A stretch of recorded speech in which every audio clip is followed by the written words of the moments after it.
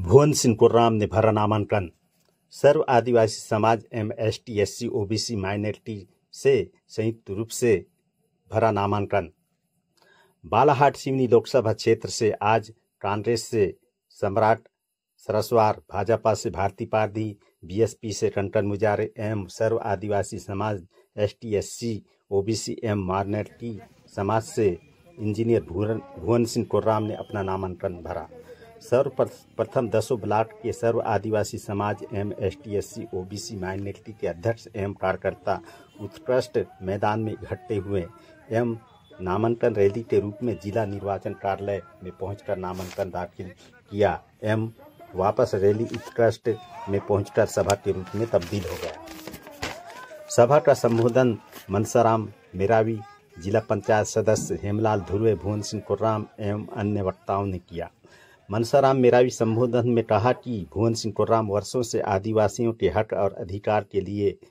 प्रदेश से देश तक लड़ाई लड़ रहे हैं, इसलिए मेरा एवं सर्व आदिवासी समाज का समर्थन है और इस लड़ाई में सर्व आदिवासी समाज एवं ST SC OBC माइनॉरिटी के लोग कांग्रेस, BJP व अन्य दलों को छोड़कर निर्दलीय प्रत्याशी भुवन सिंह कुर्राम का समर्थन कर रहे हैं।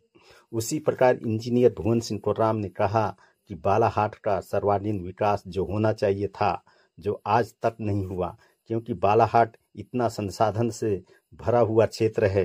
खनिज का अपार संपदा है, वनों का अपार संपदा है और पर्यटन स्थल है जो कि रोजगार के लिए बहुत सारी व्यवस्थाएं बन सकती हैं। यहाँ पर कॉपर प्रोजेक्ट, मैंगनीज की खदानें हैं, परंतु आज तक हमारे नेताओं के द्वारा रोजगार उत्पन्न करने के लिए प्रयास नहीं किया गया। अगर मुझे मौका मिलता है तो सबसे पहले मैं रोजगार के अवसर उत्पन्न करूंगा एवं सभी लोगों के हित की बात संसद तक पहुंचाऊंगा। ट्राइबल एक्सप्रेस न्यूज से हरीश सिंह पुसाम। जितने जो बैठे थे 40 से 50 लोग, सबने एक स्वर में खड़े होकर के जिन्होंने कांग्रेस को सपोर्ट करता है वो भी और जो भाजपा को सपोर्ट करता है वो भी, सबने कहा कि अगर भुवन सिंह कुर्राम जी को आपने निर्दलीय प्रत्याशी के रूप में खड़ा किया है और हमारे हक और अधिकार के लिए उनको आपने अगर समर्थन किया है तो आपका समर्थन हमारा समर्थन है। पूरे गांव ने मुझे समर्थन दिया। कल मैं इतना खुश हुआ, मैं इतनी खुशी हुई कि मैंने कहा कि अपने गांव को जीत लिया। मैं आप सभी को मैं अपनी जिम्मेदारी देता हूं, क्योंकि निर्दलीय प्रत्याशी को अगर हम कहेंगे कि निर्दलीय प्रत्याशी हमारे लिए गाड़ी भेज दे, हमारे सुविधा भेज दे, तो निर्दलीय कहां से करेगा। जिस तरह से आप हैं उसी तरह से भुवन सिंह कुर्राम जी हैं, जिस तरह से आप मैं हूं ऐसे आप लोग हैं। साथ साथ आज दोबारा हमने नामांकन जमा किया है और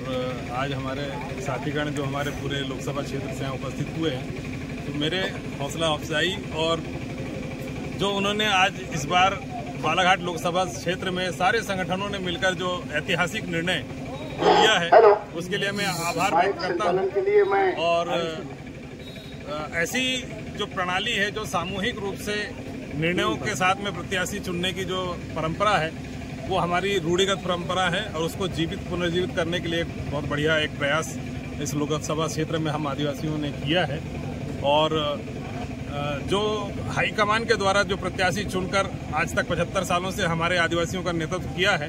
तो उन्होंने क्या किया है और क्या नहीं किया है उस सब की समीक्षा हमारे सारे समाज ने ली है। और आज उसी का एक बहुत बड़ी एक ताकत जो हमारे साथ में पूरे समाज की है, उसी को लेकर हम अपना नेतृत्व पैदा करने के लिए आगामी समय में हम निर्णय ऐसे ही लिए जाएंगे। और हमारी जो आदिवासियों की जो राजनीति, जो कमजोर और बिल्कुल बैसाखी के साथ चलने वाली जो राजनीति है, उस राजनीति में एक बहुत अच्छी मजबूती आएगी, ऐसा हमारा कहना है। क्या मुद्दे रहेंगे, आप क्या मुद्दे को लेकर जनता के बीच? देखिए, बालाघाट का सर्वांगीण विकास जो होना चाहिए था, जो आज तक नहीं हुआ है, क्योंकि बालाघाट इतना संसाधन से भरा हुआ क्षेत्र है जहाँ पे खनिज अपार संपदा है, वनों की अपार संपदा है और ऐसे पर्यटन स्थल भी इतने सारे यहाँ मौजूद है जिससे कि यहाँ पे रोजगार के लिए बहुत सारी व्यवस्था बन सकती है। और जिस प्रकार से मैंने कहा कि खनिज की सबसे बड़ी जो कॉपर प्रोजेक्ट जो हमारे यहाँ पे है,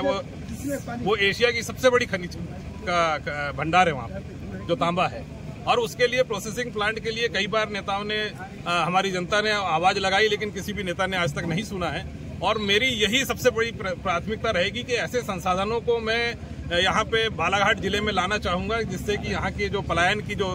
स्थिति है वो खत्म हो जाए। क्योंकि हमारा जो गरीब तबका का, जो आदिवासी तबका है, वो पलायन बहुत करता है अपने रोजगारों के लिए, और इतना बड़े संसाधनों को अगर हम यहाँ पे स्थापित कर दें तो शायद हमारी जो पलायन की व्यवस्था, जो स्थिति है, वो खत्म हो जाएगी और रोजगार के लिए हम अपने जिला खुद आत्मनिर्भर हो जाएगा, ऐसी हमारा मानना है। और यहाँ पे शिक्षा का जो ट्राइबल का क्षेत्र है, जिसमें फैकल्टी की बहुत सारी कमी है, वहाँ अनियमित तरीके से जो गतिविधियाँ होती है, और बहुत सी जो ट्राइबल के जो छात्रावास हैं, इनमें जो जिस प्रकार से बहुत सारी बाधाएं आती हैं और सरकार भी वहाँ पे ध्यान नहीं देती है। स्कूलों की बहुत लचर व्यवस्था है, उनकी बिल्डिंगों की लचर व्यवस्था है। ऐसे ही स्वास्थ्य को लेकर जो अस्पताल है, वहाँ पे समुचित डॉक्टर नहीं है, स्पेशलिस्ट नहीं है, और बहुत सारी ऐसी समस्याएं हैं, जैसे विस्थापन की व्यवस्था जो स्थिति है, वो भी हमारी बहुत खराब है। क्योंकि पिछले दिनों जो जितने भी जो अभ्यारण्य क्षेत्रों से, जो वन क्षेत्रों से जो विस्थापन हुआ है, आज उन विस्थापन क्षेत्र के जो लोग हैं वो किस प्रकार से आज सड़कों पे हैं और किस प्रकार से तबाह हुए हैं, तो इस बात की भी समीक्षा हमारे पास में है। तो ये सारी व्यवस्थाओं को हम अच्छे से देखेंगे और पूरे बालाघाट जिले के जो आम नागरिक है, जो सारे सर्व समाज है,